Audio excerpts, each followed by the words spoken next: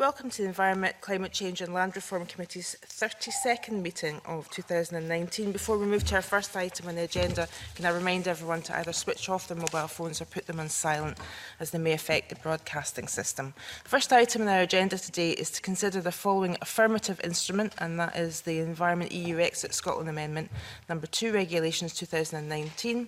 I'm delighted to welcome the Cabinet Secretary Rosanna Cunningham, and the Cabinet Secretary is accompanied this morning by Elspeth MacDonald, the Environmental Quality and Circular Economy Division, and Lorraine Walkinshaw, Solicitor for the Environmental Protection Branch, Rural Affairs Division for the Scottish Government. Good morning all. I believe that you have an opening statement, Cabinet Secretary. Yes, thank you, Convener. Just a brief statement. As the committee already knows, it is a policy of the Scottish Government that we should not leave the EU, but we do have to prepare for the eventuality.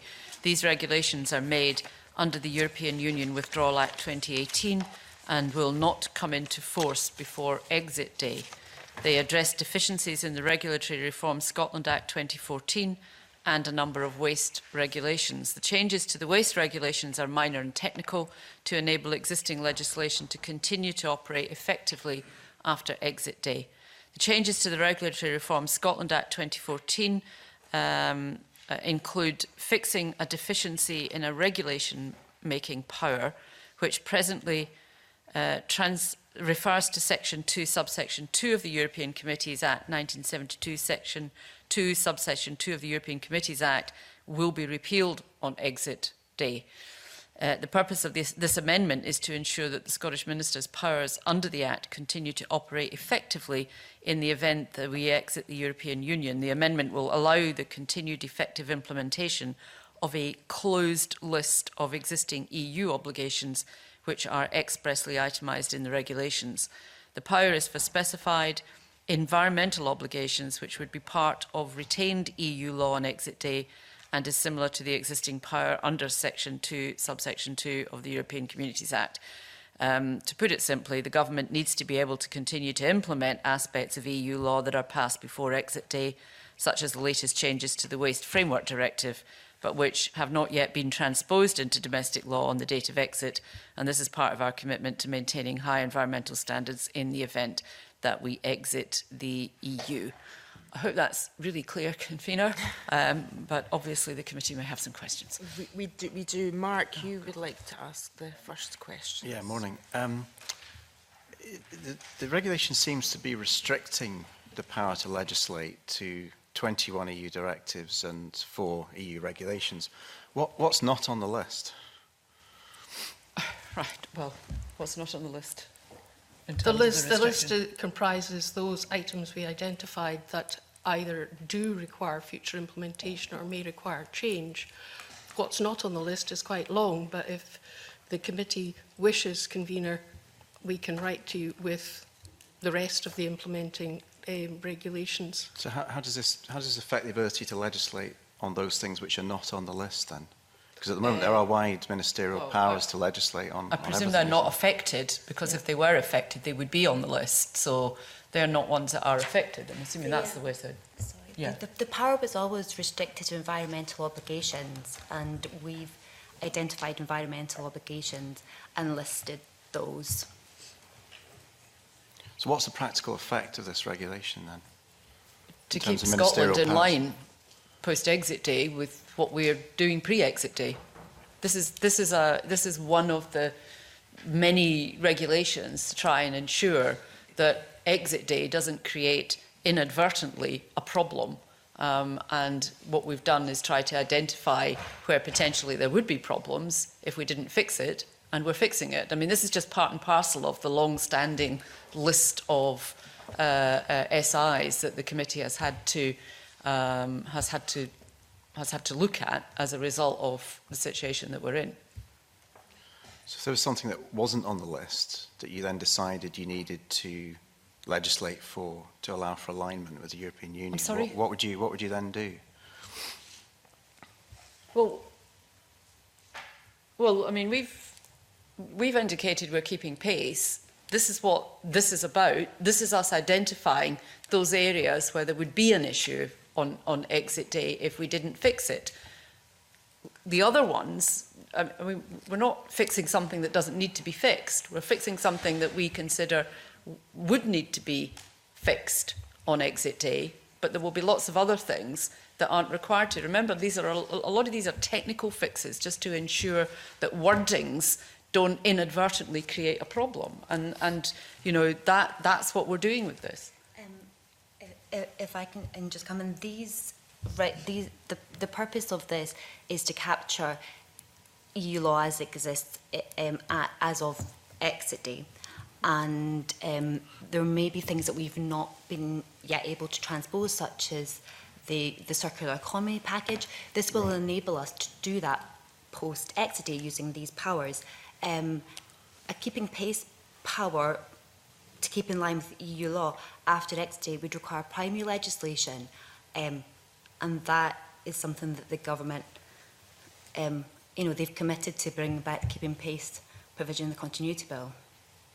Right, so that's something quite different then. That's something quite That's different. a policy commitment. Okay, right, okay. Go on, Well, go with a that. final question on this before we move on. In terms of the categorisation, so the government categorised this initially as a medium priority or medium category, but then it was advised that it was high because it amended legislation. Was there any reason for the medium categorisation? Obviously. Yes, I'm sorry, Convener, I thought it fitted the medium categorisation and consulted colleagues and they agreed, but It's a subjective test. it's the DPILRC decide it's gone to higher categorisation. We're happy to accept that. The whole point is that it's an affirmative order and the committee needs and gets the opportunity to consider it fully. Okay. Okay. No more questions from my colleagues. Okay, thank you very much. We will move on to our next agenda item, which is down here. Our next agenda item is to invite the Cabinet Secretary to move motion S5M 19962 that the Environment, Climate Change and Land Reform Committee recommends that the Environment EU Exit Scotland Amendment Number 2 Regulations 2019 be approved. Formally moved. Thank you. Any other comments from members? No. The question then is that the motion S5M 19962 in the name of Rosanna Cunning be approved. Are we all agreed? Agreed. We're agreed. Right. I thank Lorraine Walkinshaw and Elspeth MacDonald for the Cabinet Secretary is going to remain with us. So I'll just suspend very briefly to allow officials to change over.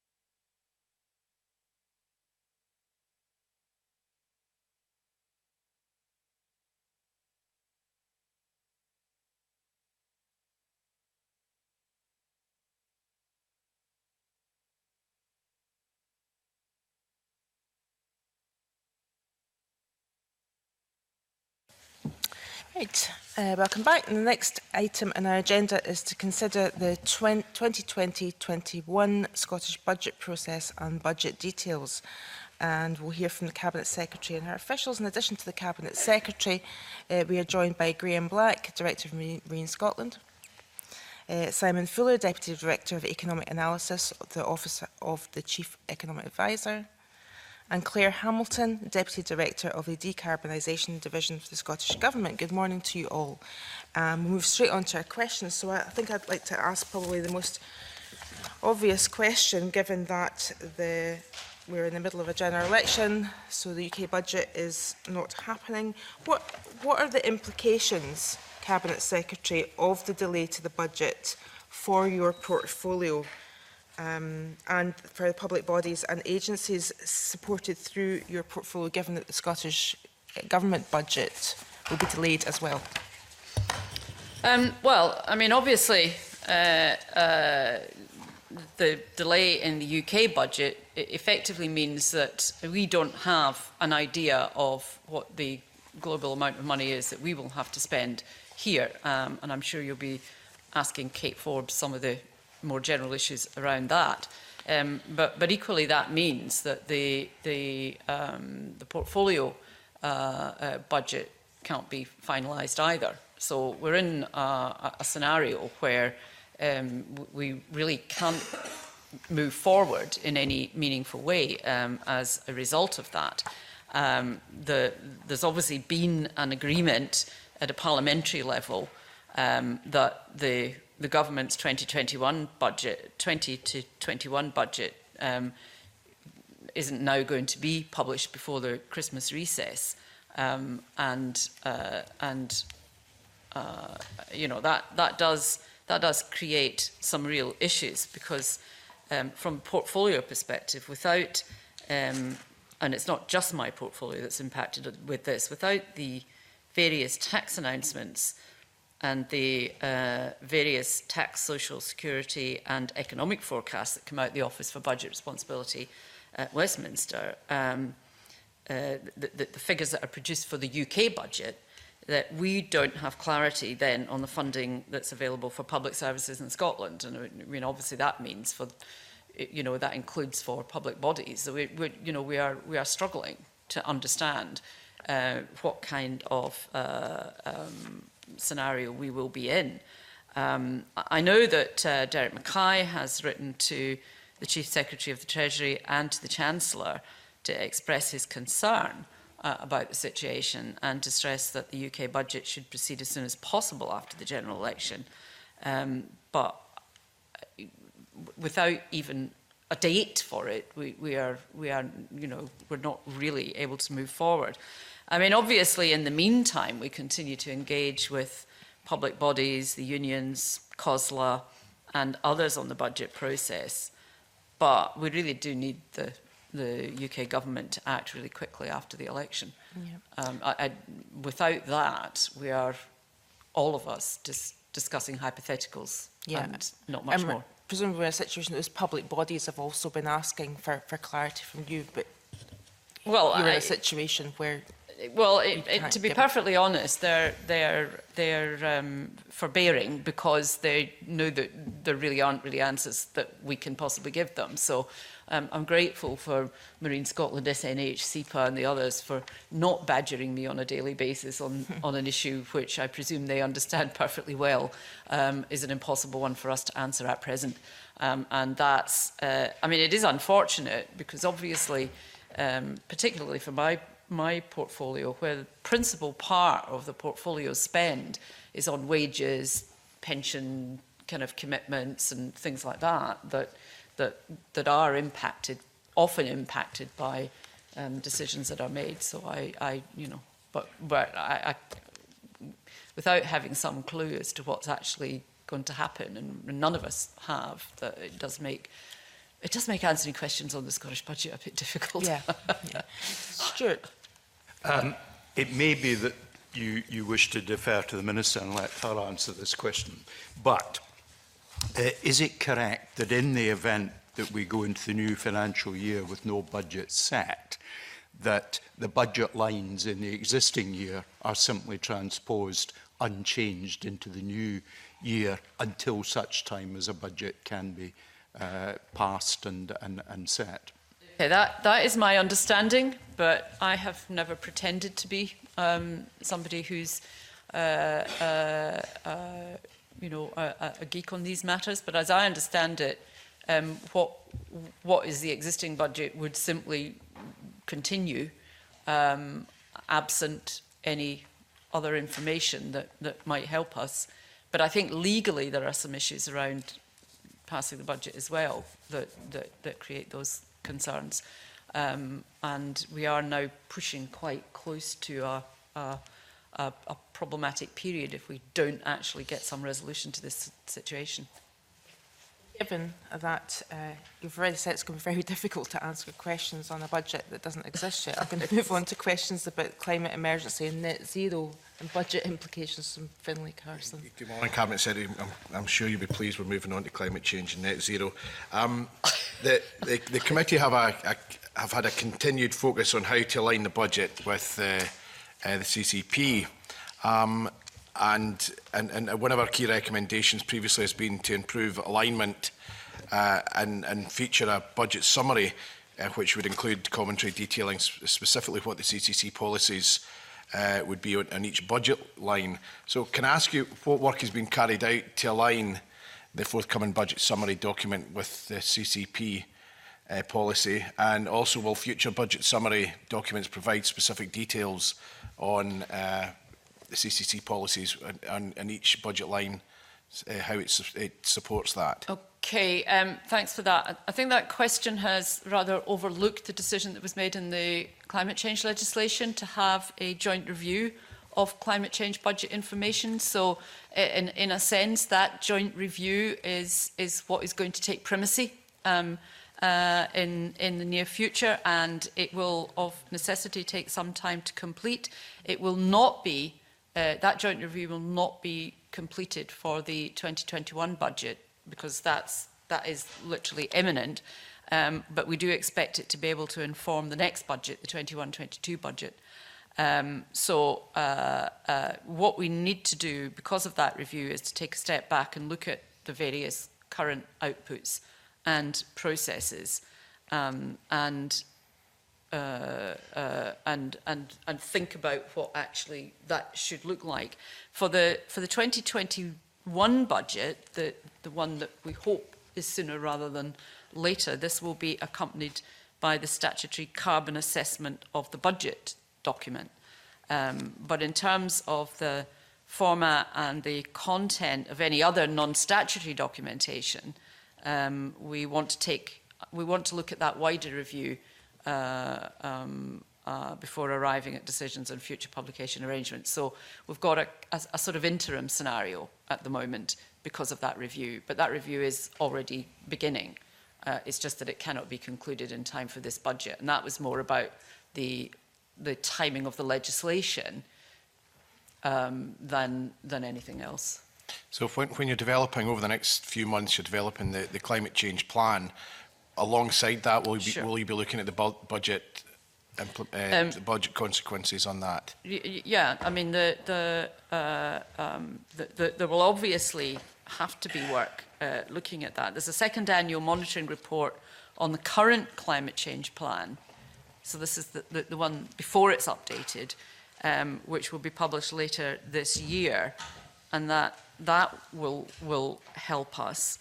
But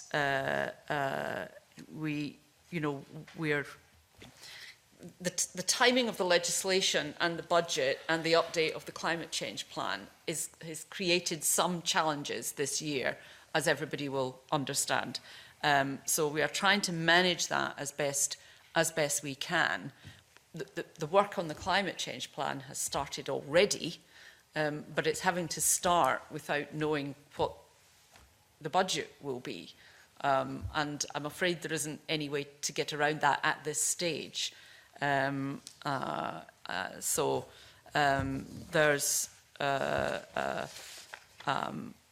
there is, I mean, just an issue in the timing of all of that, and the speed with which the climate change plan has got to be produced. It does mean that because the current plan is being produced at such speed, which is obviously what was asked for, it's not going to be possible to include in this updated version detailed information on costs. It just will not be possible. Okay, so thank you for that. I think it was back in September, we looked at data coverage and noted that only 6 out of 29 indicators had sufficient data when we were focusing on smart indicators. Can I ask what work has been done to ensure that data coverage is being improved for the smart indicators in the forthcoming CCP? And you know, also heard that there was concerns about the amount of resources that were put forward to data collection, particularly with a climate emergency and biodiversity emergency. So is there scope for an increase in resources for that work to be carried out? Well, first off, I think I've already mentioned a little bit earlier that the second annual monitoring report on the current climate change plan will be published later this year. So that's the current one. Now, the importance of that is that it will build from the first baseline report that was published last October, if members could remember that.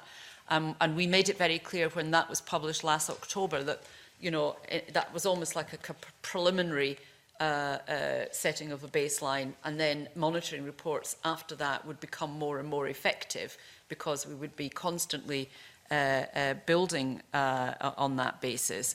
So I would expect data coverage to have improved over that period since last October, since that first monitoring report was published. And the second one, which is about to be published, will also help to inform the update to the plan that we're now preparing as a result of our new targets.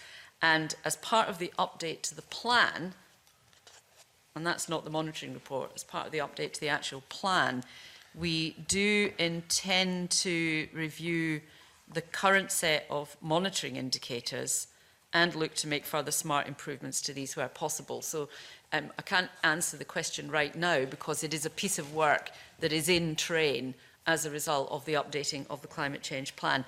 And yes, in terms of resources, additional official resources have been recently allocated to support the continuous development of monitoring arrangements, but that's internal resourcing in terms of staff assistance, etc. Okay. So I don't have a figure to put on that for you. Okay. The next question might be difficult, so I suppose I want you to look into your crystal ball. Great. In a way. Hang on, I've got one in my hand. Can I ask you how you think the budget process can be changed to improve alignment with the CCP? Now, I know that's going to be difficult this year given the delayed budget and the way the CCP is going to come forward over the next 5 to 6 months. But is there improvements in the budget process you can foresee happening which would improve the alignment? So I think it's challenging in this immediate period for this immediate budget, and part of that is because we're committed to the joint review, the slightly longer term, more analytical look at how to do this. So that, and as I think I said earlier, that will be, we hope, in place for the 21-22 budget.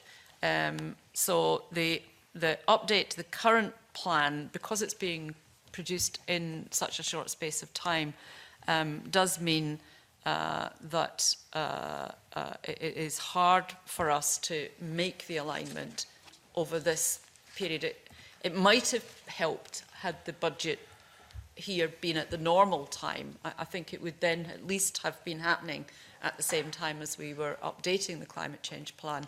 But we're having to start the updating process before we're even in receipt of that, you know, umbrella information, and that is just creating too big an issue for us to be able to handle right now. And, you know, that, I'm afraid, really is the answer that is inescapable just at present. Okay. Finally, as we know, part of the climate change bill, there was an obligation on public bodies to report. Can you tell me what work you're doing with public bodies to report their budget processes with regards to the climate change plan? Well, as you know, we're consulting with public bodies right now about their response to the global climate emergency and their climate duties. That consultation, I would anticipate, will throw up some of the issues. It's not closed yet, so it's still a live consultation. Obviously, the the budget process, the spending review process, will determine the level of funding that Scottish Government as a whole makes available to public bodies. So, you know, it's kind of hard for me really to talk about how individual public bodies will improve their budget processes. They almost have to do that on an ongoing basis. I mean, I don't get the sense that any of the public bodies that are within my portfolio aren't in kind of looking at their budget processes over the whole piece rather than simply waiting for the spending review. Undoubtedly, the budget, when it comes, is keenly awaited, and they need to think about managing the outcome for that budget. But I don't get the sense from any of them that they are not doing so throughout the year. I mean, we do have one public body directly here around the table, so I don't know whether or not Graham wants to add to that. But it is a, you know, of necessity has to be something that they consider almost constantly. I would say that all of us involved it's much more focused, I think, in terms of what we're doing that will have an impact on the climate emergency. And so therefore we're going to be in a better position in future years to be able to report back on exactly what we're doing and what impact we think that will have. Where perhaps it was a bit more general before. I think this will enable us to be a bit more specific in saying what we're doing, what we're spending, and what the impact will be. The local authorities are in a slightly different position, of course, because COSLA and the Scottish Government negotiate the local authority global budget, and then there's the rollout to each local authority. But of course, we allow local authorities latitude, effectively, once they get their budget, to make decisions about how they spend the money they get. Again, they're not kind of be ignoring that from one year to the next. This is the time when it's sharpest and when the conversations are at their most urgent, but it's not as if they're not thinking about it all year round. So just on that point with local authorities and putting aside the difficulties we're going to have with the budget this year, are you in general supporting local authorities to improve the budget process to ensure that they do report in a way that it's going to be helpful to the government? Are you supporting them individually? Well, I mean, that kind of rather falls outside my area of responsibility, okay. But the local authorities as public bodies are involved in the consultation that I'm doing. So I would imagine some of those issues will be flushed out via that consultation. But the bigger question about how they manage their own budget processes is certainly not one that I would be involved in. I'm not entirely certain it would be welcome for any Scottish Government minister to be directly involved in the budget processes of individual local authorities. That might be an ask too far. Okay. Members, please be mindful of the limited time we have with the Cabinet Secretary. Just giving Finlay a wee row there. Move on to questions on climate change adaptation from Rachel Hamilton.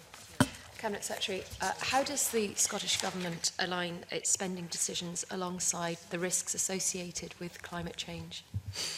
Well, that's not an incredibly easy thing to answer, regardless of the situation with regard to the budget, because we're back into crystal ball territory to a certain extent. The spending decisions obviously have to be considered in the sense that we understand that the effects of climate change will continue and intensify in certain areas in Scotland, and Scotland is particularly vulnerable to some aspects of the expected climate change impacts. So flooding is a really big part of this, and we're in a situation at the moment in Scotland where 1 in 11 homes and 1 in 7 businesses are already at risk of flooding. We expect that that will increase. We think, and again, it's a very hard thing to be absolutely certain of, but we think on an average around 2,000 more properties at risk every year from here on.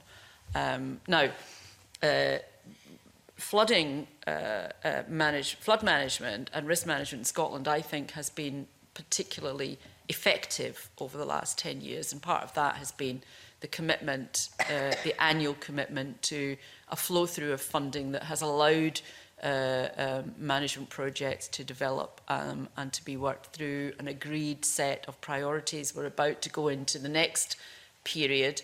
So that, I think, for Scotland, has the management of it, the way it is assessed, suggests that I have a high degree of confidence going forward that will continue to be robust.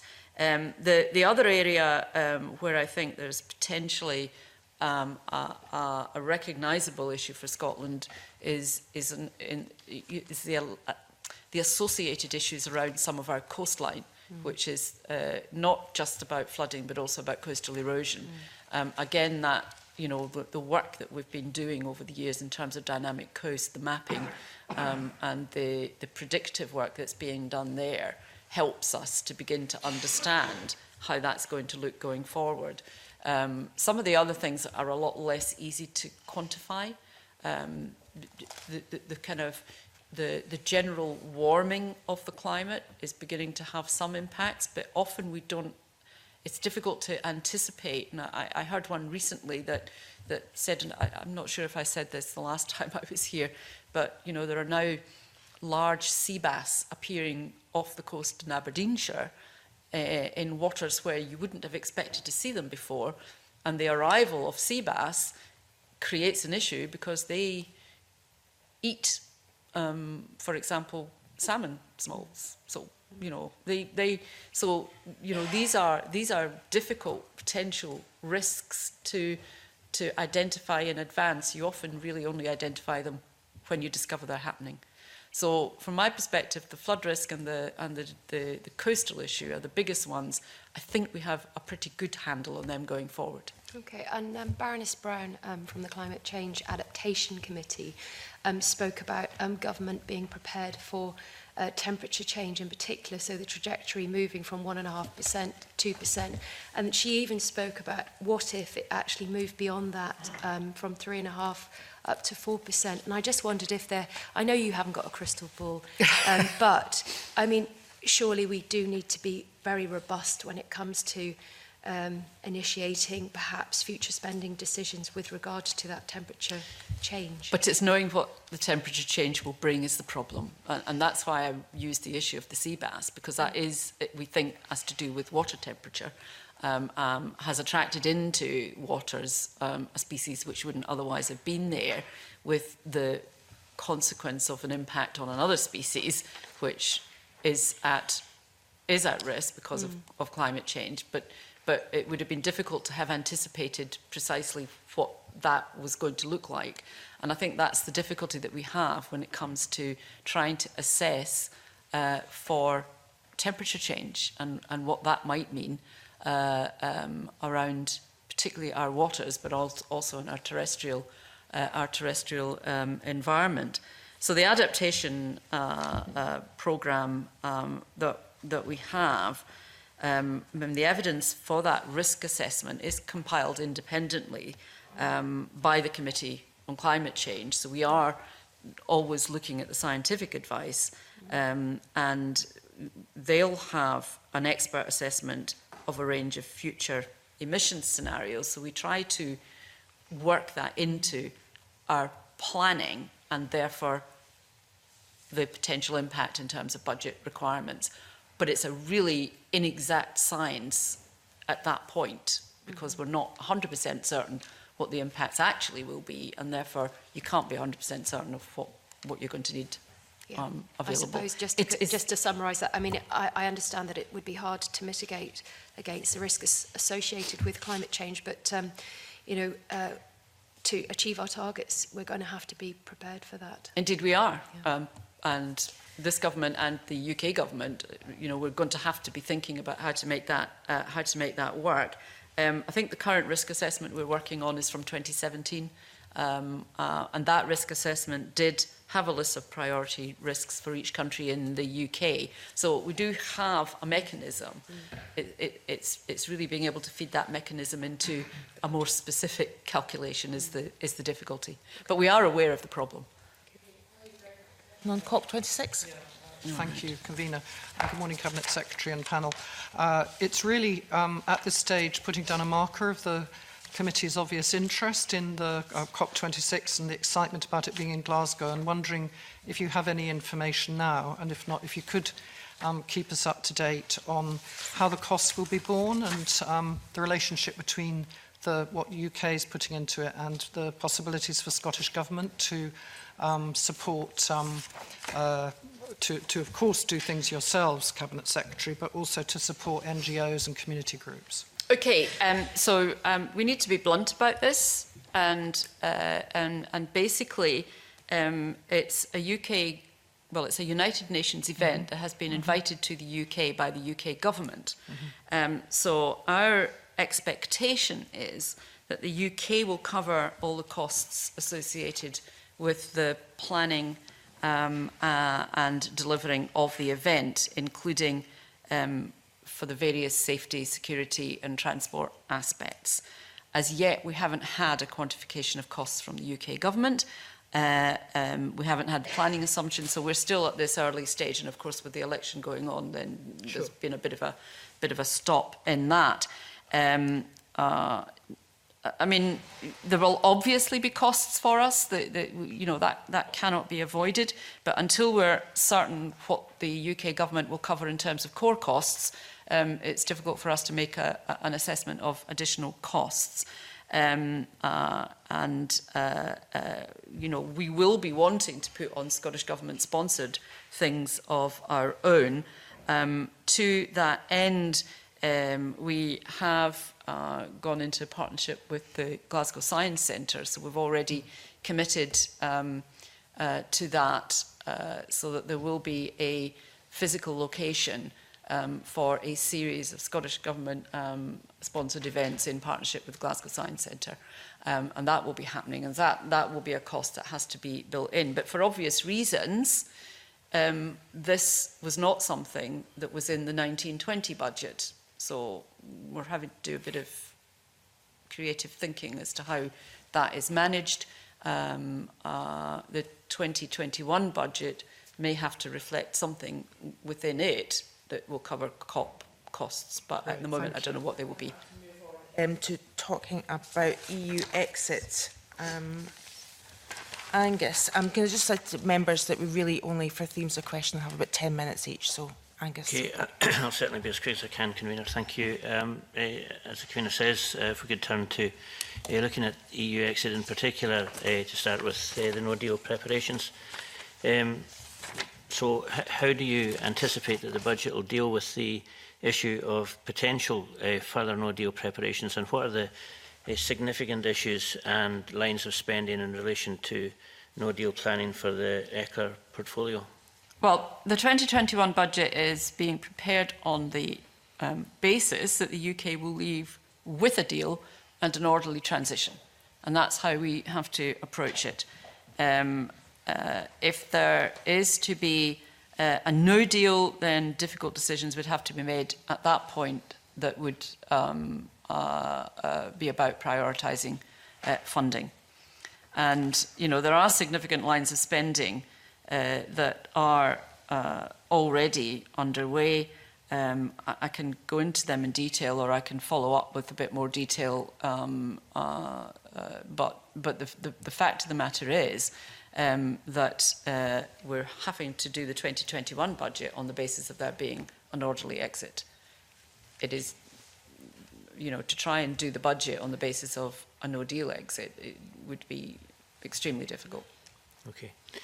We're aware of particular issues with regard to Marine Scotland and compliance. We heard from you in October that there are significant budget requirements for Marine Scotland in relation to no deal due to the compliance functions. So can you update us on where Marine Scotland is with that planning, and whether any assets, whether the assets that are required are in place? Marine Scotland compliance needs and capabilities are constantly being reviewed. This was one of the areas in terms of the portfolio that was one of our biggest impacts for no deal, and our concerns around that. But the Treasury has now actually accepted the disproportionate impact of a potential no deal, which is, you know, the preparation on our marine and fisheries interests, and they have provided the funding to help mitigate some of these impacts. I know Marine Scotland is, as a matter of urgency, spending this, if they can, in order to make sure that our monitoring and surveillance, etc., is as up to speed as it possibly can be. And of course, that's in preparation for a potential no deal. And I think that there is some new technology coming this month, December, and some more arriving in the early part of the new year. But Graham's probably in a better place to talk about that in detail if you're looking for that. But at least we've now had the Treasury acknowledgement that actually our marine and fisheries capabilities would be under greater stress if we were into a no-deal scenario. Can we have some detail from Mr. Black? Or?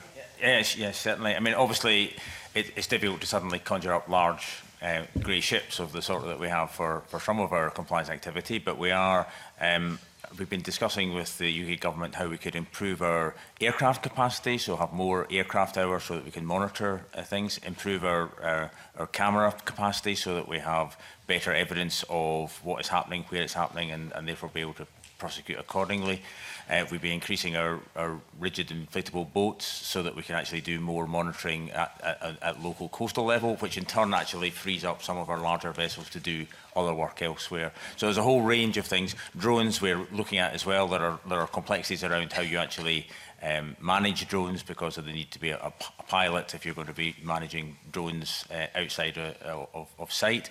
But there has been quite a lot of talk with the UK government about how we could do that, and we've actually put a lot in place. Obviously now we're not in an immediate no-deal scenario at the moment, but equally a lot of those things that were already in hand will improve our capacity anyway, and therefore we're proceeding with them. Okay, thanks. I have further questions on marine issues later on if we have time, Right, okay. Convener. Yeah, we'll come back to you. Stuart, could you pick up on EU exit? Yes, and I'll try and consolidate that would be wonderful. We've got a situation in the EU where what you might describe as common frameworks are set by the EU. We've got oversight from the EU, from EU courts and otherwise. And I just really want to get a fairly concise answer as to what progress we're making about filling governance gaps where the EU is no longer providing governance, and in relation to common frameworks within which our differentiated implementations will take place, what progress we're making, and what, but in this context, what budgets we have for all of that, and to what extent that's being supported by the UK government. Okay, so there aren't any agreed common frameworks yet. There are a lot of discussions at official level. Some will be in different places to others, but there are no, as yet, agreed common frameworks. And there aren't, at the moment, as far as I'm aware, any timescales as to how far off they are. So it is just a set of big question marks at present. I think I've said before, we're not opposed to them in principle, but they have to be done in the proper way, and they have to be done as frameworks between equals, because effectively these involve devolved responsibilities. I think I did give, I was in front of the committee not long ago about environmental, I think I spoke about environmental governance the last time I was here. So the committee should be aware of the interim proposals that we have put in place. They were for a no-deal scenario, which we're at the moment not currently in. So at the moment, the costs are simply staffing, staff costs, staff resources being absorbed internally. We are currently looking at the longer term scenario, because at the moment we don't know when that would necessarily be required. But I've been looking at a number of institutional models for that longer term, and we would expect, and this is a very notional figure at the moment, but we would expect that the costs of a new body, which would be required to be set up, would be in the range of £1 to £1.5 million per year. And that effectively would be coming from my budget. So people need to understand, you know, the cost of the potential long-term environmental governance and the impact on the rest of the portfolio budget. But just given that we're talking about repatriation of governance from the EU sure. to Scotland, to what extent is the UK indicating that it will provide budget cover from that, since it flows from actions of the UK government? I'm not aware of any indication. That's fine. That's what I expected, but I wanted to hear. Sorry. Sorry, I didn't realise that is what you were after. Well, no, that's fine. And I suppose the other one is that common frameworks don't prevent differentiated implementations and divergences on policy. Yep. To what extent do you expect that to fall wholly within your budget responsibility if there is a choice made to diverge from policies that might prevail south of the border or elsewhere? I'm sorry, I'm not really understanding. I mean, the common frameworks, if they're set up, will be jointly. There's been some examples in the past that I think might be followed, so that there's a contribution will come from each of the involved governments. If there is that kind of requirement necessary, that's the basis on which I expect it would happen. I don't know that the common frameworks are actually about spending. I don't think they're about spending. I think they're actually about reaching agreement on how things are managed, or in fact deciding to do it the same way, regardless of individual policy-making power, or choosing to do it a different way. But either way, it would need to be done, and the needing to be done, I'm assuming, would fall to our budget, not to be subsidised from anywhere else specifically on that basis. But I don't think any of the conversations have reached that stage of discussion yet. And finally, given what we've just heard from Mr Black on the UK government recognising the needs on maritime surveillance and so on and so forth, are there indications that the UK government is going to take that kind of approach in other policy areas? I have no idea. I'm sorry. Right, that's what I expected to hear, but I wanted to get it in the record. Thank you. Convener. Now on to questions on biodiversity from Claudia Beamish. Thank you, Convener. And it was very heartening to hear in the Programme for Government the commitment to a step change in addressing the biodiversity challenges. Do you think, Cabinet Secretary, that new mechanisms to mainstream biodiversity across Scotland are necessary, and could the National Ecological Network be part of the solution? And I wonder if you have any other comments at this stage in relation to taking the budget forward, and whether perhaps multi-year funding might be useful. Okay, some of that's really about policy decisions rather than budget decisions, and policy decisions are ongoing. We're part of the... But with respect, Cabinet Secretary, I think those questions are about if the National Ecological Network was shown to be part of the solution, it would need budgetary funding to support it further. I think. Sure. So I think they do relate to the budget. Yeah, but we have to make our own assessment of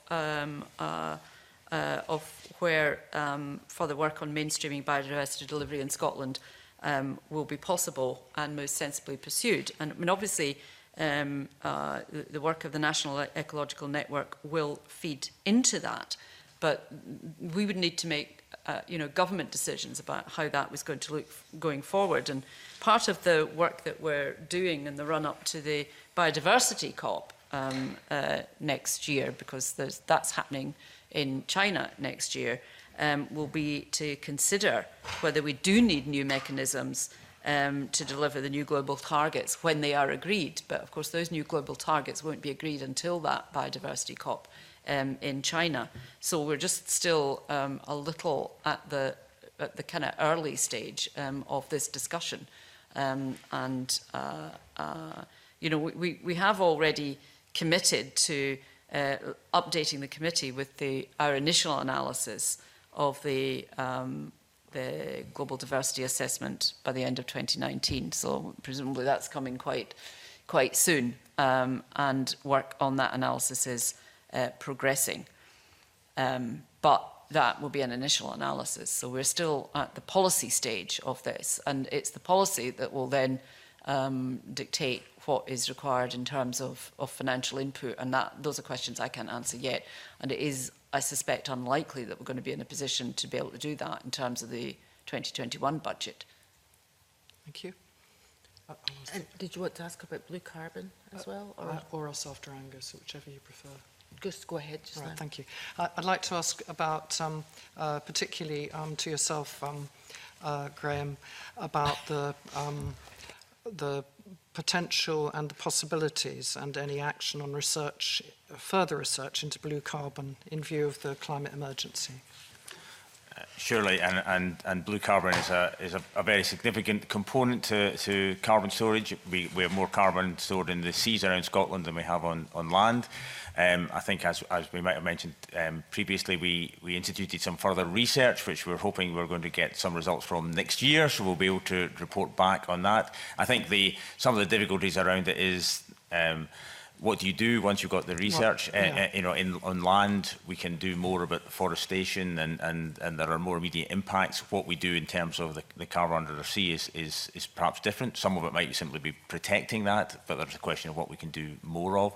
So it's certainly fairly high in our agenda. I think, as I said earlier on, you know, all organisations, including Marine Scotland, are now looking to be able to identify what we're doing around all of the climate change emergency areas, and blue carbon is certainly one of the areas that we feel before we have a knee-jerk reaction to do things, we need a little bit more scientific research to tell us exactly what is there and what can be achieved.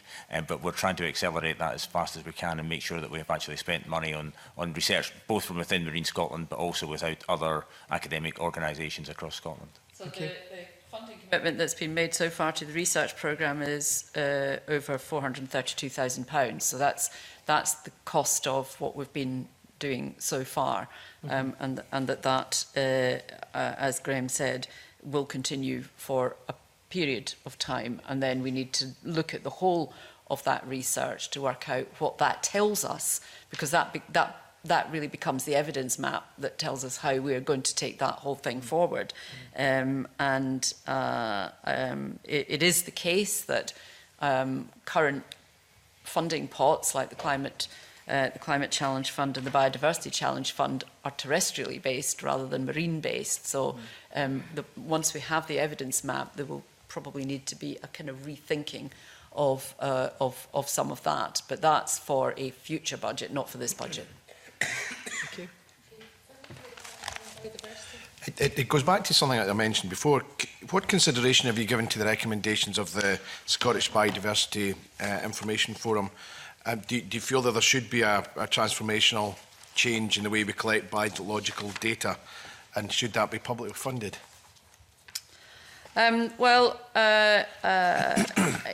know, these are shoulds. We have to also be able to look at what is doable.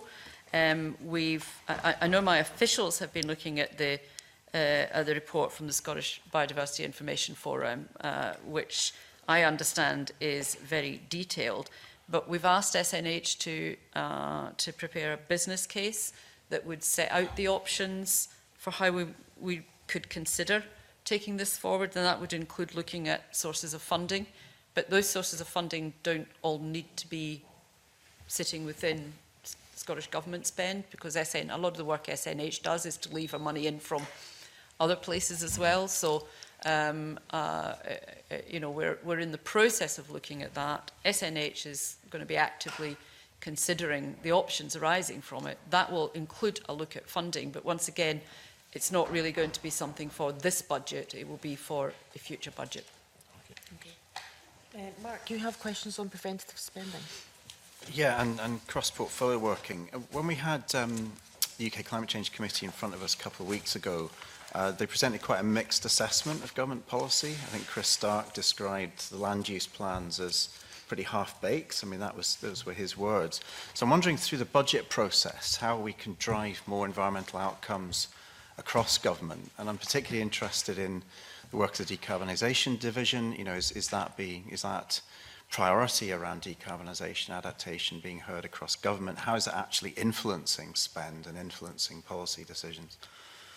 Well, all the portfolios and the Cabinet Secretaries are responsible, you know, within the whole budget process for their own share of the budget. So, you know, I'm not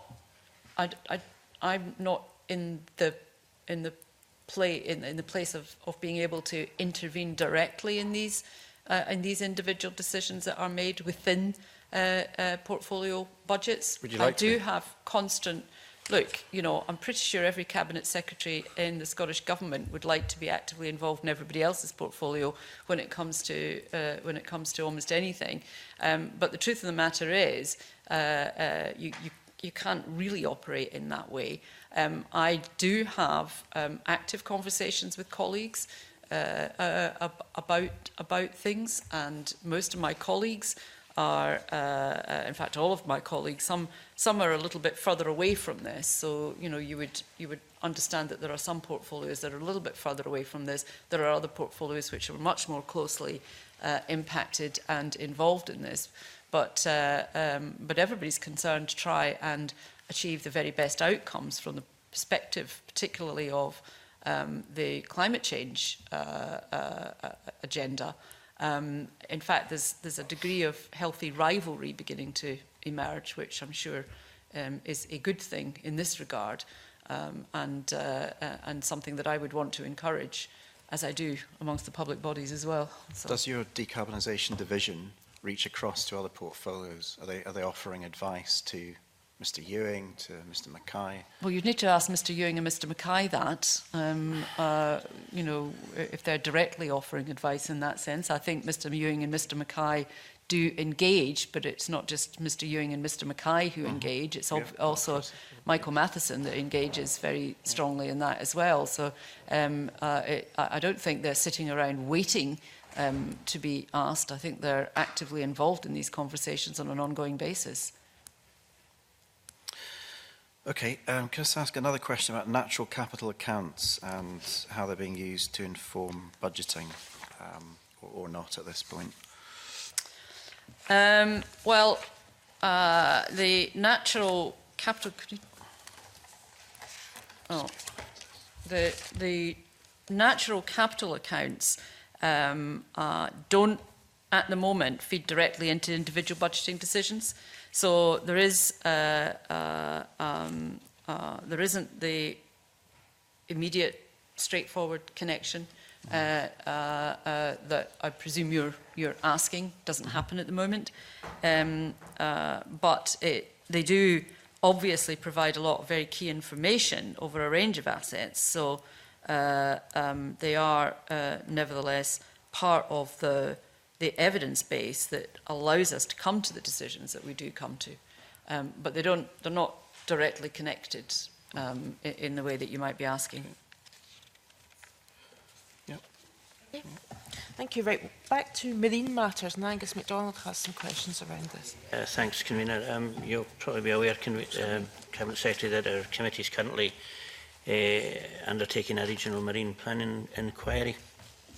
So, looking at the marine commitments in the programme for government for MPAs and the National Deep Sea Marine Reserve, etc., what are the budget requirements of putting the 4 new MPAs and Deep Sea Marine Reserve in place next year? And will this also allow for management measures to be agreed in this period? Well, we will be continuing to provide support to both the Clyde and Shetland Islands Regional Marine Planning Partnerships, as well as the establishment of the Orkney Marine Partnership during the 2021 period. We anticipate the award. Now, you know, all I can say is what I anticipate. I can't, but we anticipate the award in total to be around £250,000.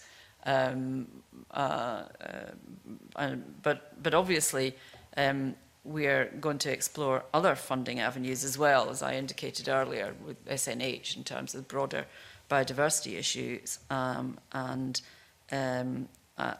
obviously there is an engagement with people in other marine regions, because there will be an intention to establish further planning partnerships during the 2021 period. So we're really only talking about the ones that are currently on the go for that 250,000, but will obviously be funding implications if more appear. Do you have any idea of what resourcing in particular will be available for the formation of MPPs? No. Okay. Right. Following up on...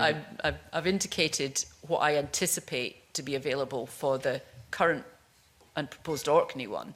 Beyond that, I mean, that is an entirely hypothetical. It depends on where, who, how many, etc. Mm-hmm. Okay, just having returned from the Clyde yesterday, that there are specific issues that we can explore, perhaps at a future date. But following up on my earlier question on Marine Scotland compliance, what challenges are Marine Scotland facing currently in terms of its compliance functions, particularly with regard to inshore waters, and what resourcing is required to make progress with commitment to the vessel tracking systems?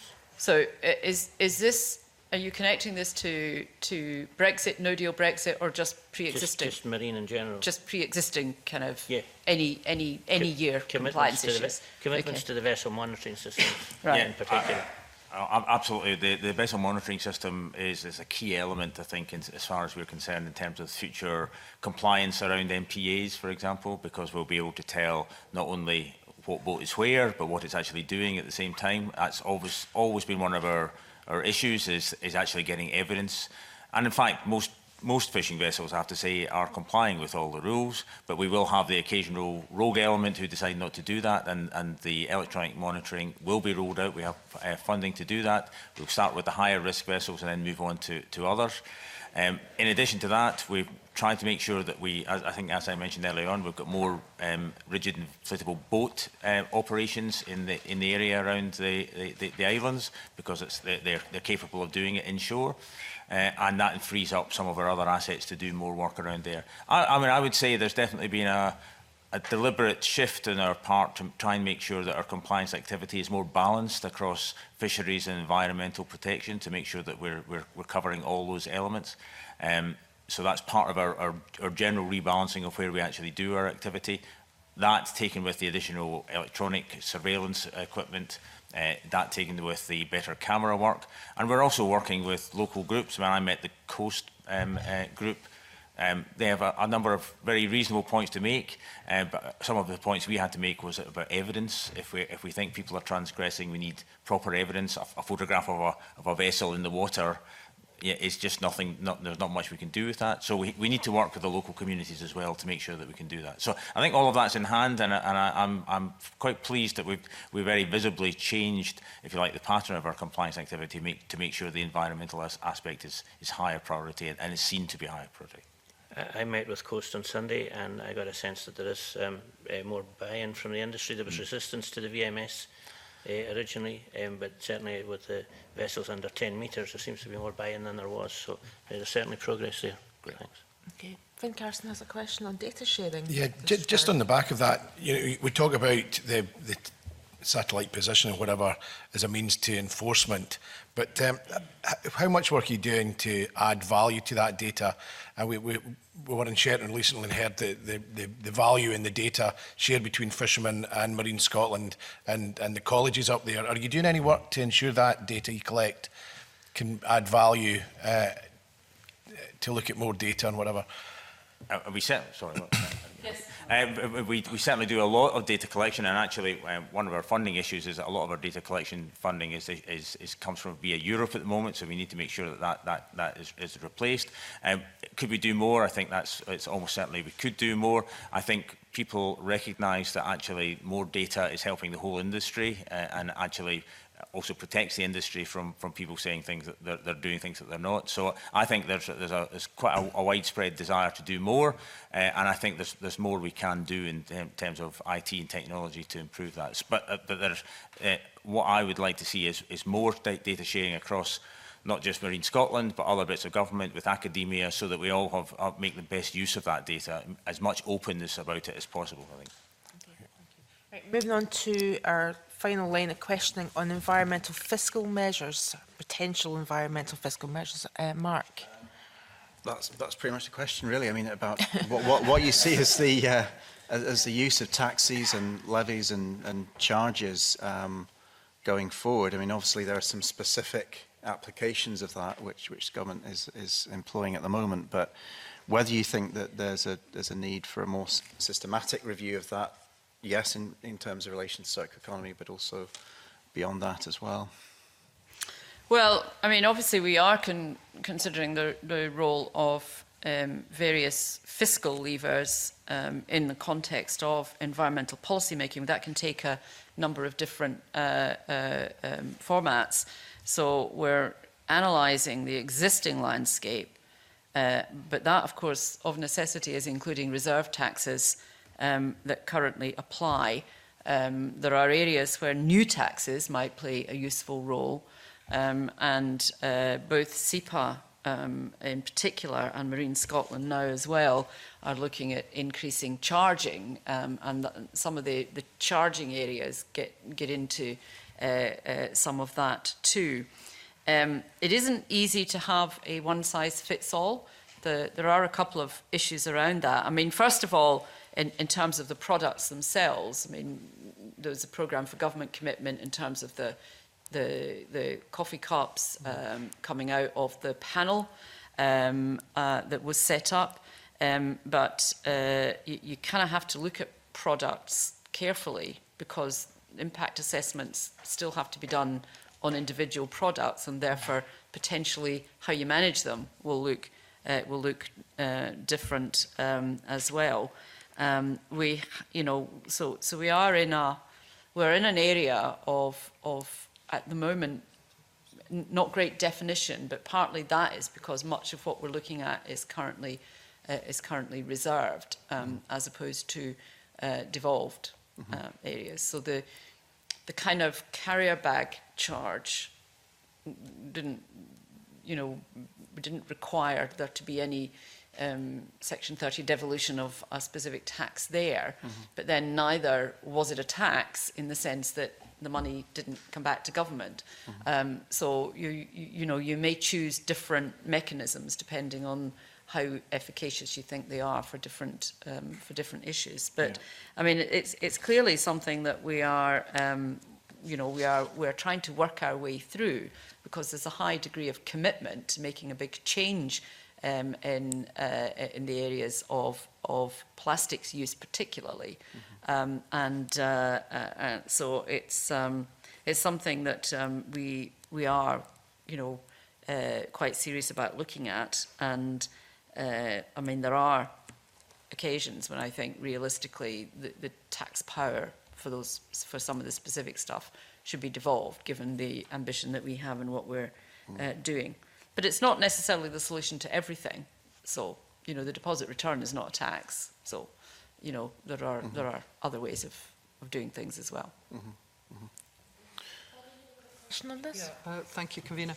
It was wondering, Cabinet Secretary, if you're looking at all at what has been in the media quite a lot lately about fast fashion and fast furnishings in terms of possible levy on textiles at all, if that's part of any work stream. Well, I think a levy on textiles might fall into a category that I'm not sure that we currently would have the devolved power to do that. That's why I used the word levy rather than Sorry, tax. well, I know just changing the word tax to levy doesn't always do it, though, unfortunately. So there are, there are kind of, we are looking at it, and to be honest, it is something that I flagged up to officials about 2 years ago as being something that would be of increasing concern to people, and it has in fact, become so. But that really would be the decision-making process for some of that would be the Circular Economy Bill, I just caution people to remember that in the main, the tax powers will be reserved tax powers and not devolved. So we just need to be cautious about what we think we can achieve. There are perhaps other ways to approach it, which is about, reporting on waste targets. So there might be some waste coming at it from a different perspective, might in those circumstances provide a better result. On the government's response to the expert panel on environmental charges and other measures report. Any reflections on what the recommendations were in that report and how that might affect government decisions in the budget? The report of the expert panel? Yes. Well, we published our official response on the 18th of October, so it's out there. And the initial response is the intention to introduce a mandatory charge on single-use disposable beverage cups. But that has to be legislated for, so it's probably not an issue for this particular budget, because it will probably be the 21-22 budget that may have to be reflected in. Okay. Finn Carson's final question. In your Developing Scotland Circular Economy consultation, it included provisions for raising levies or taxes or whatever, or charges on single-use items. Now, that could cover single-use coffee cups, straws, plastic bags, whatever. Would it not just be better to introduce or require a full producer responsibility in all products rather than dealing them all individually? Well, there are producer there is a UK-wide producer responsibility approach being taken. We've some of this is about speed and needing to try and deal with these issues as quickly as possible.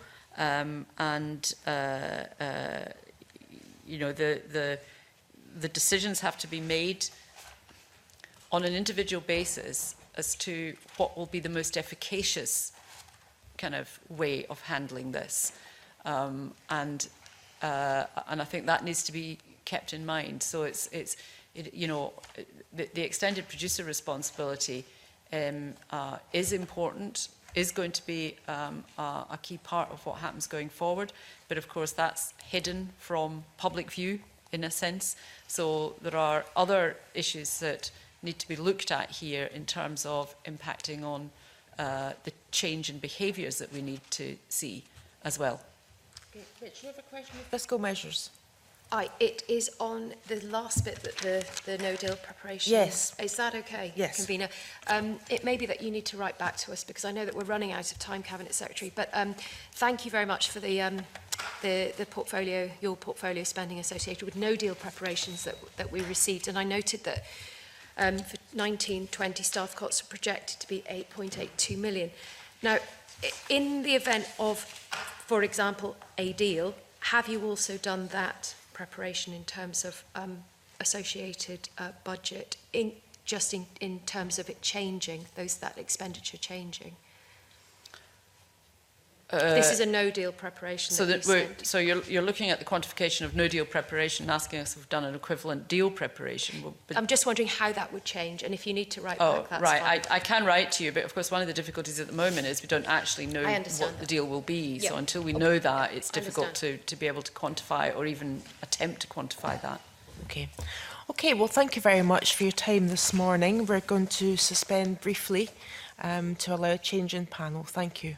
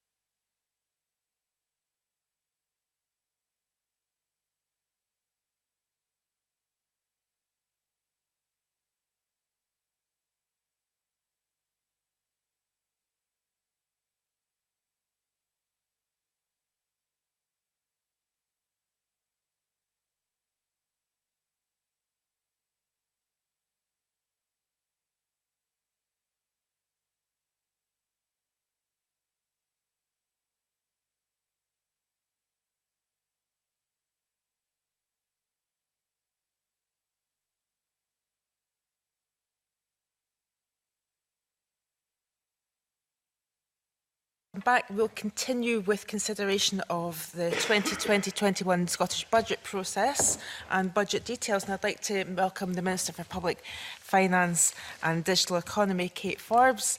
And she is accompanied by Dougie McLaren, Deputy Director of Budget and Public Spending Division, Catherine White, Head of Infrastructure Strategy, Infrastructure and Investment Division, and Claire Hamilton remains with us from the International Climate Change from the Department of the Scottish Government. So, Minister, I would like to ask, as I did the Cabinet Secretary, we've obviously got a situation where the general election is affecting the timing and the process of the Scottish budget as a result of the UK budget not happening. What are the implications of that for the Scottish Government? Thanks, Convener, and it's wonderful to be back at committee, even if at the other side of the desk. But in terms of the implications for a delayed budget, the implications are quite challenging at the moment, and certainly the Cabinet Secretary for Finance has been very proactive in keeping the Finance Committee cited and other relevant committees and also COSLA, and has been in communication with UK Treasury. We agree with the Finance Committee that proceeding with a Scottish Government budget before the UK budget would probably pose a significant fiscal risk, because any changes, any even slight changes in terms of tax forecasts would have a massive implication for our own budget. So at the moment, our job is to keep all the different parties cited on what's happening, also the Scottish Fiscal Commission, COSLA, and we're pressing the Treasury just now for an early post-election UK budget, because we await the block grant adjustments based on those OBR forecasts. So there are, for budget and scrutiny to process on a meaningful basis, we would need to consider all scenarios and risks, and we're doing that quite closely with the Finance Committee on a cross-party basis. Not to mention that if you were to do that, you'd have to redo a lot of the work. So in terms of resources, government resources, that would be an issue as well. Absolutely. I mean, I think there's widespread agreement, and as I say, the Finance Committee is quite clear on this as well, that there's little to no value. In fact, it might be detrimental to proceed with a Scottish Government budget in advance of the UK budget, because so much of our budget is reliant on UK Government forecasts. But of course, there are various scenarios that are possible, and I think our job, it's not a mess of our making, but our job is to make sure that everybody is as well cited as possible and can plan. Okay. Mark Ruskell, you have questions on this? Yeah, hello, welcome back. How are capital spending decisions made in relation to climate change? I'm really interested in the process there, particularly the role of the decarbonisation division across portfolio. Yeah, so, I mean, obviously the programme for government this year stated that we would use opportunities like the 2021 budget and the capital spending review in particular to look across what we do and to assess the extent to which our investments can accelerate emissions reductions and tackle climate change.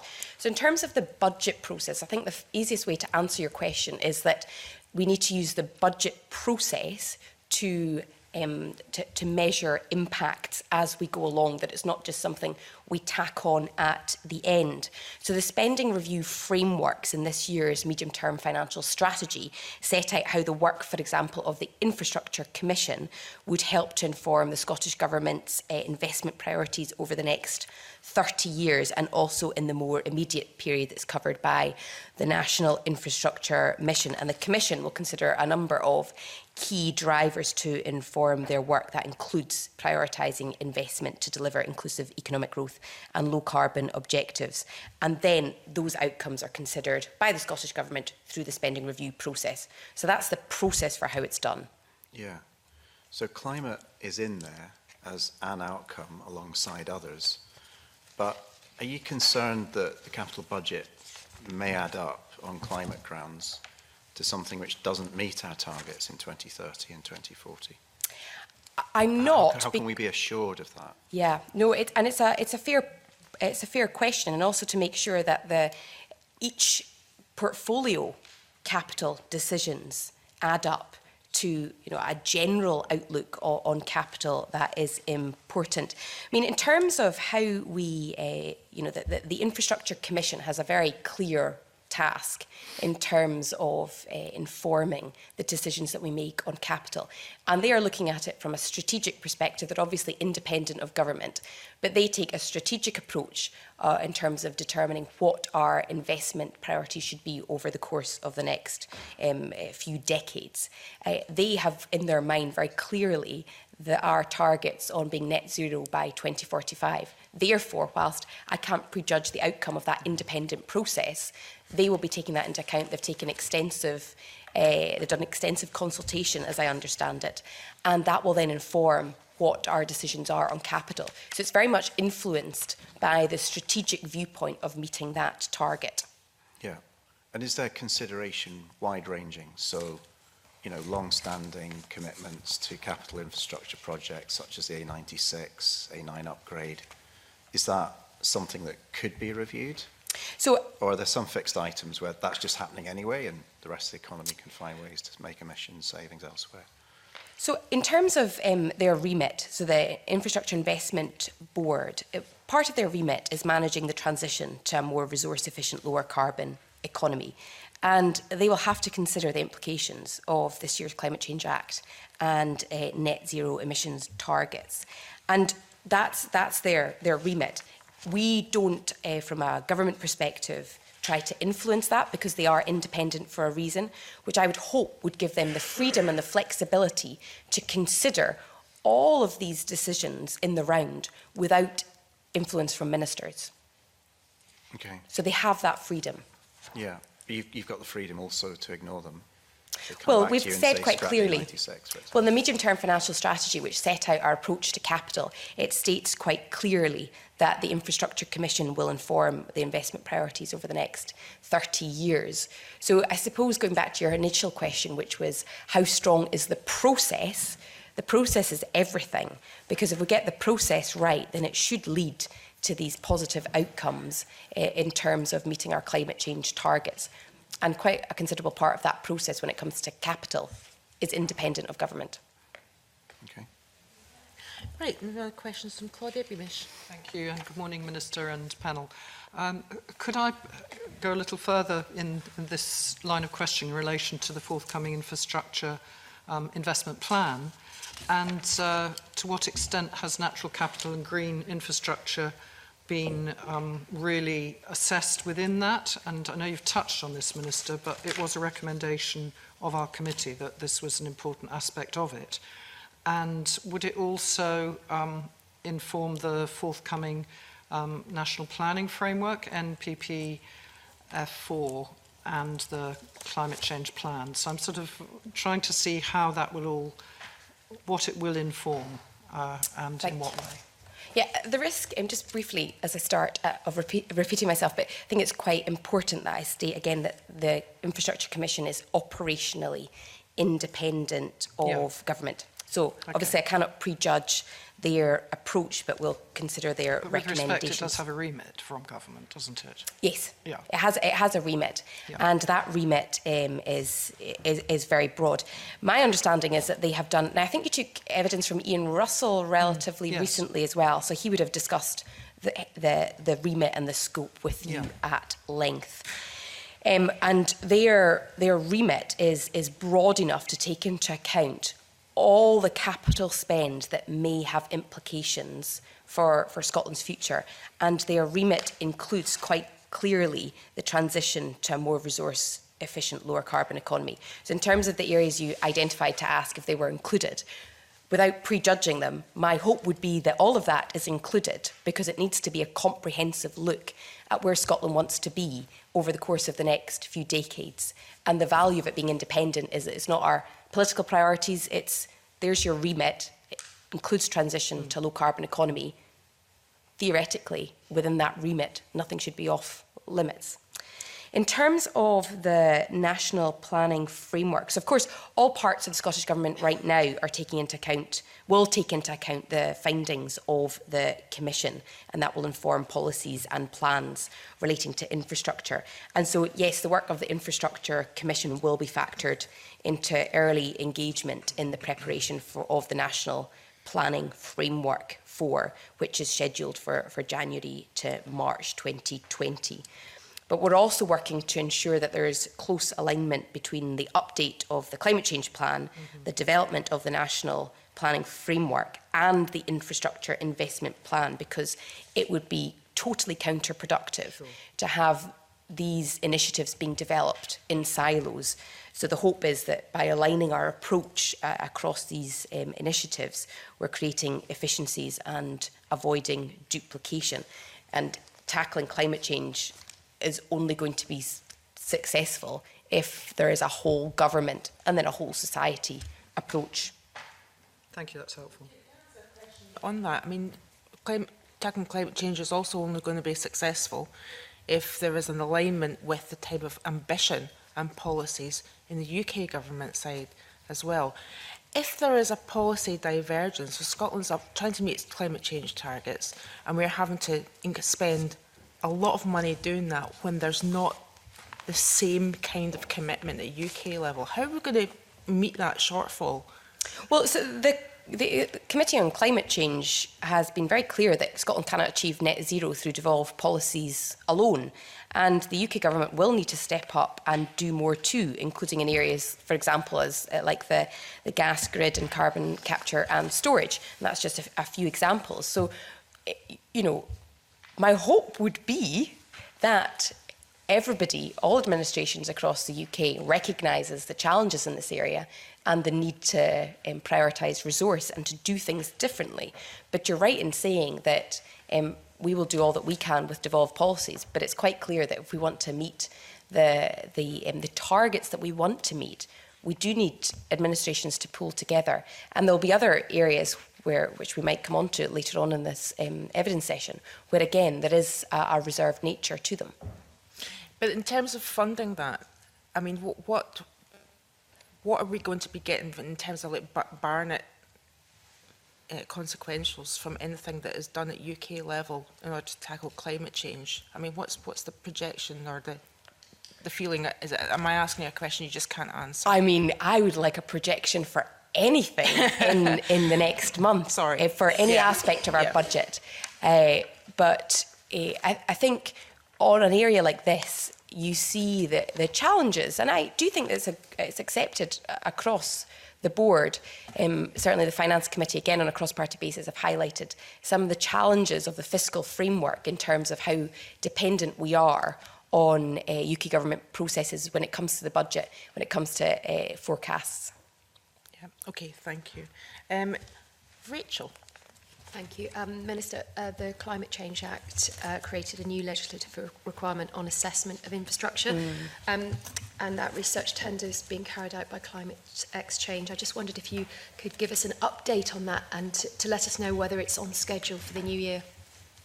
Yeah, so that research will explore, of course, what internationally is being done to develop a new taxonomy for green finance and investment and consider an appropriate methodology for the Scottish Government.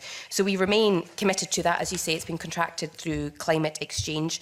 The preferred bidder is expected to be announced shortly. It hasn't been announced, obviously, as yet, and we would hope that the work is completed by the end of the financial year. And I'd, of course, be happy to share the findings with the committee. Until that research is completed and the Infrastructure Commission has provided its report, of course, it would not be prudent for me to commit to any particular new reporting approaches, but we are hopeful that that work will progress as quickly and as swiftly as possible because we are reliant on it in terms of that scrutiny piece across the budget. Thank you. I want to come back to it. You have touched on this in talking about the government's priorities and embedding carbon emissions reductions in across all portfolios. But I want to touch on the spending review and ask you what specific ways you've put climate change at the heart of that.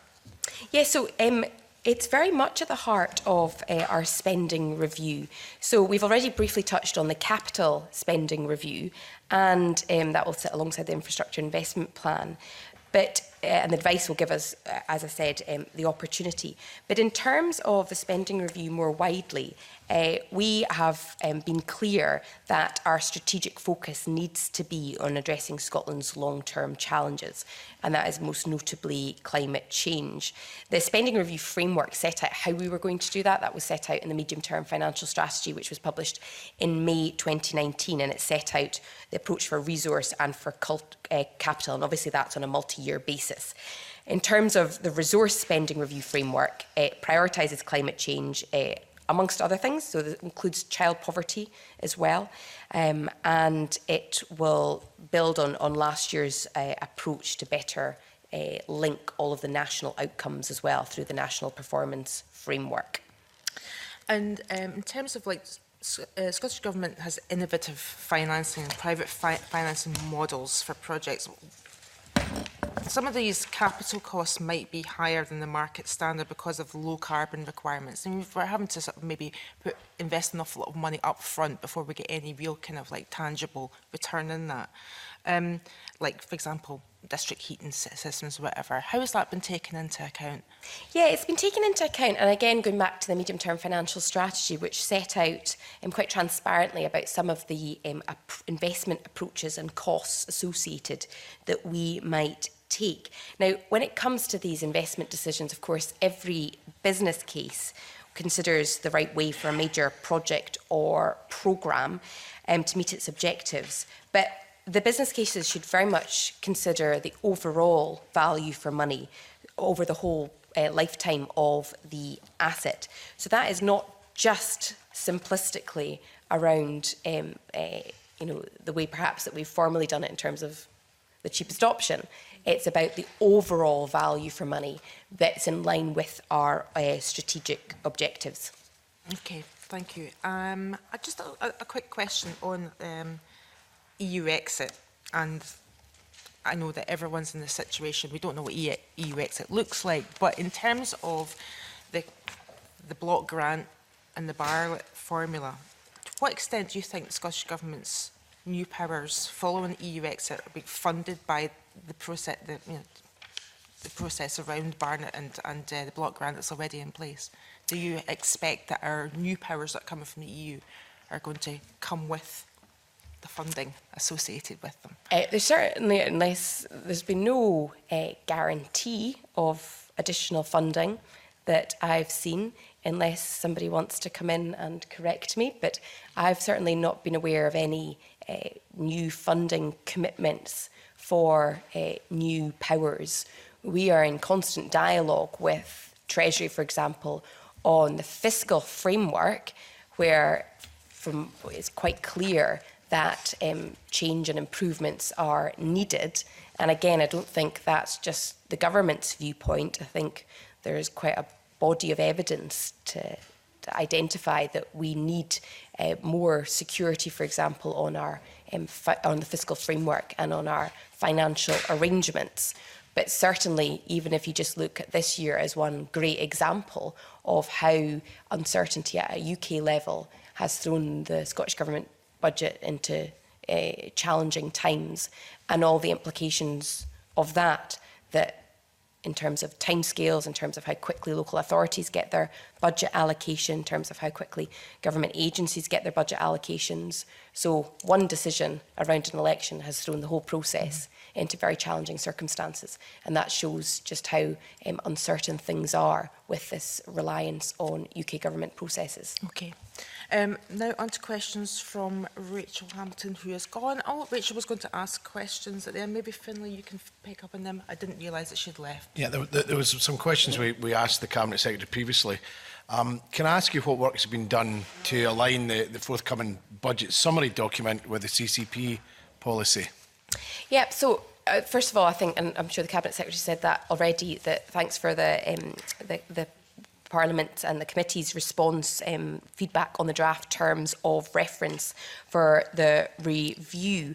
In terms of going forward, I think the first step is to consider what the committee's comments are carefully before the terms are finalised and then the review is progressed in order for that package as a whole to be effective and to deliver real improvements. I think there is a job of standing back and scrutinising the process more generally, and that's going to take some time, but we certainly presume that it will inform the 2021-22 budget. In terms of this year's budget, the carbon assessment will continue.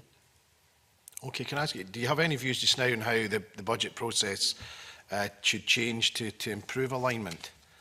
So I think we've accepted and agreed that improvements are needed, and I think probably Derek Mackay said that this time last year, that in terms of allowing for maximum scrutiny on the impact of the budget on our climate change targets, there is an improvement that is needed.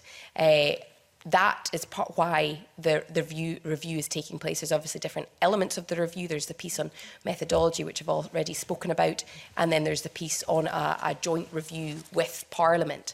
So that needs to progress to make sure that whilst I may talk and there may be discussions around climate change featuring in our budget, actually being able to give people the tools to scrutinise whether that's the case is quite important. Okay, thank you. And Mark, you wanted to come in? A question? Yeah, I did. I'm aware that your department hosts the Wellbeing Economies team, and we took some evidence in an earlier session this year, looking at how the Wellbeing Economies group are looking at budgeting in slightly different ways.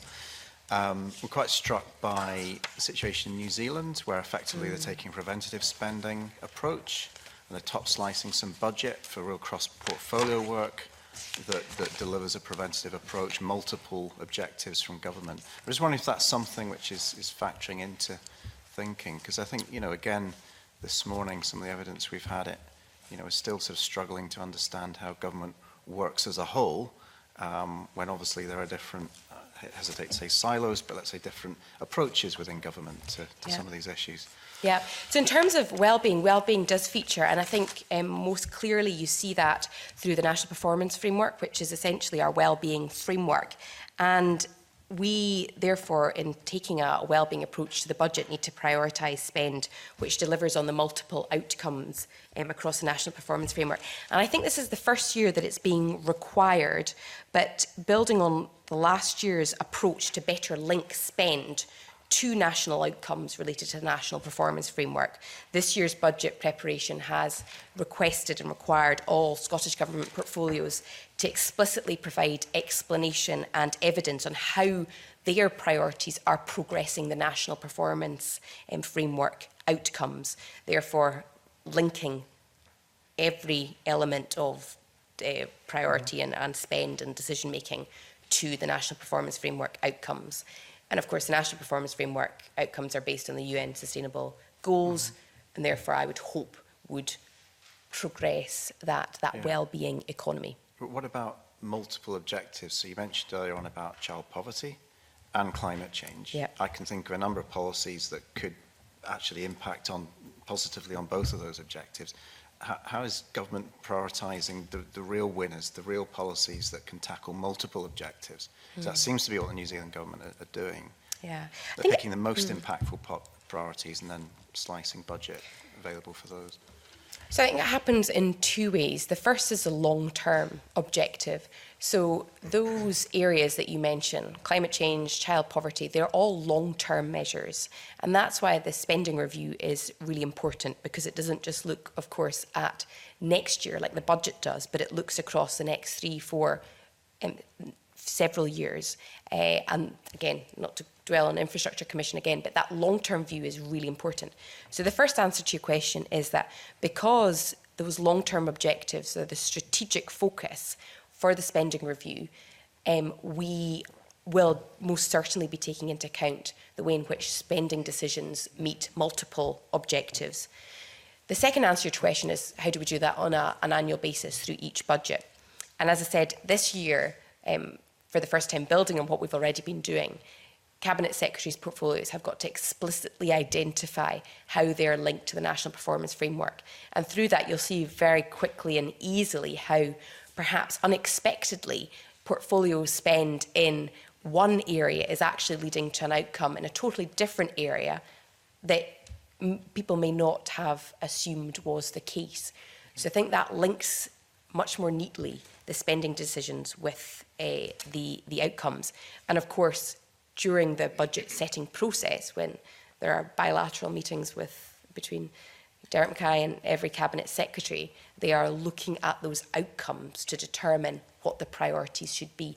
And at a time where there's limited finances and you cannot do everything, priority will be given to those that meet the National Performance Framework outcomes. Thanks, Kavina. That's very interesting, Minister. And in terms of those multi-benefits, if, for instance, in relation to the National Performance Framework, we look at the benefits to mental and physical health of increasing opportunities for disabled people and others to be able to go outdoors, but for all of us, then could that, in any circumstances, have implications for budget requirements coming from, say, the health budget? I'm just trying to understand how, as much as you can tell us, you know, which isn't confidential, how these processes interlink, you know. Yeah, and it goes to the heart of preventative spend, and preventative spend is perhaps one of the most important areas of the budget, but one of the most challenging as well in terms of linking up different portfolios. And we very much subscribe to the Christie Commission principles, of course, one of which is prevention. So the budget endeavours to support preventative action, and it's certainly one of our commitments through, again, decision making, that commitment. One of the challenges, which incidentally was raised with me by the Local Government Committee last week when I was doing pre-budget scrutiny, was around how do you recycle savings? So if, for example, you need additional spend in health to save money in another area, how is that identified and how is that recycled? Or, you know, this committee is perhaps the most obvious one, where there's increased spend in, for example, active travel. The implications for the health budget are significant. Sure. And they were asking me about accounting mechanisms to do that. And it is a challenging area. I don't know if any officials want to add to that around how we identify preventative spend. But it's certainly an area we try to take very seriously, particularly at a time when there isn't unlimited funds. Is that something that we can actually scrutinise? Will that be transparent? Yes and no, in that you can certainly scrutinise the budget from that perspective. So not taking a single portfolio approach that just looks at one line, but looks at every line and seeing, well, if there's an increased spend in a particular area, there should hopefully be savings in another area. But the challenge with single-year budgets is that saving may not be seen for 10 years or 20 years. So it's quite difficult to do on a single budget basis. Easier to do with a strategic review, but even then, that's long term. Thank you.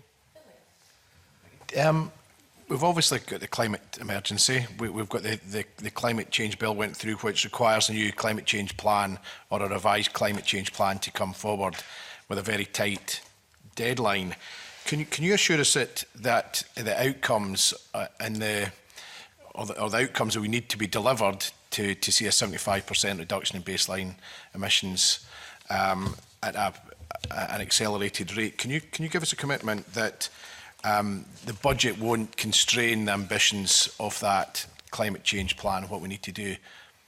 We certainly would not want to constrain the ambitions and aspirations of the climate change plan, and the work that we're taking forward, I think, demonstrates our commitment to ensuring that not only do we integrate our commitments on climate change within the budget, but also we give Parliament and others more tools to scrutinise that that is the case.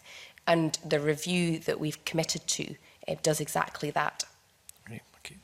Thank you. I think that's all our questions for the Minister. No, Rachel, sorry. actually similar to the last question I asked the Cabinet Secretary. If we can project strategic spending decisions in a no-deal scenario in this particular portfolio, is there a possibility that you're looking to project those spending decisions in a deal scenario? So we look at all scenarios from a spending point of view, because obviously we need to be prepared. We're quite upfront and clear that we cannot mitigate all the impacts of a no-deal scenario, but we certainly have to ensure that we're prepared. And over the course of the months in the lead up to the various different exit dates, there's been an enormous amount of work going in to ensure that we are as prepared as possible. And that occurs right across all the different portfolio areas. Of course, our preference would be not to be in a no-deal preparation scenario, and we cannot mitigate all of the impacts, but we certainly take those commitments to plan very seriously. The Scottish Government did do an assessment on what the deal that came back from Boris Johnson, they actually looked at the effects that that would have on the Scottish Government. Yes, I mean, we look at these implications, and the implications are far-reaching. They have significant implications for everything from infrastructure in terms of ports to medical supplies, but also the one that I fear is often forgotten, but which I see time and time again, is the extent to which particularly research in this portfolio area and collaboration across Europe in this area is going to be in jeopardy if there's a no deal or even sometimes a deal scenario. So our position is to plan, is to prepare, is to ensure that there's as much funding as possible set aside, but we don't have a surplus. You know, the way that the fiscal framework works is that we ensure that the money is spent on an annual basis. And therefore, it's not like we've been given vast sums for a no-deal scenario. Yeah. Okay. I want to thank the Minister and her officials for her time this morning. That concludes the committee's business in public today. Its next meeting on the 3rd of December. The committee expects to hear evidence on the Animals and Wildlife Protections, Penalties and Powers Scotland Bill and give further consideration to its draft report on the proposed deposit and return scheme regulations. We're now going to move into private session. Ask that the public gallery be cleared as the public part of this meeting is now closed.